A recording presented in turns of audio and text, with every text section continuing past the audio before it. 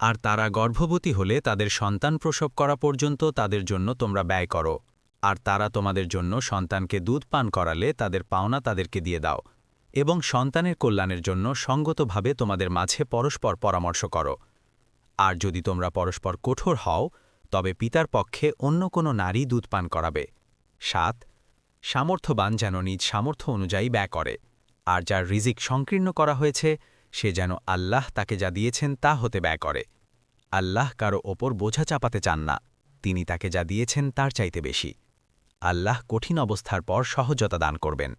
৮ আর অনেক জনপদ তাদের রব ও তার রসুলগণের নির্দেশের বিরুদ্ধে গিয়েছে, ফলে আমি তাদের কাছ থেকে কঠোর হিসাব নিয়েছি এবং তাদেরকে আমি কঠিন আযাব দিয়েছি। ৯ অতএব তারা নিজদের কৃতকর্মের আযাব আস্বাদন করেছে, আর ক্ষতিই ছিল তাদের কাজের পরিণতি।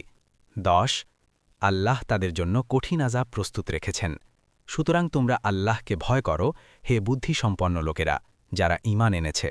নিশ্চয়ই আল্লাহ তোমাদের কাছে পাঠিয়েছেন একটি উপদেশ, একজন রাসূল, যে তোমাদের কাছে আল্লাহর সুস্পষ্ট আয়াতসমূহ তেলাওয়াত করে, যারা ঈমান আনে ও সৎকর্ম করে, যাতে তিনি তাদেরকে অন্ধকার হতে আলোতে বের করে আনতে পারেন।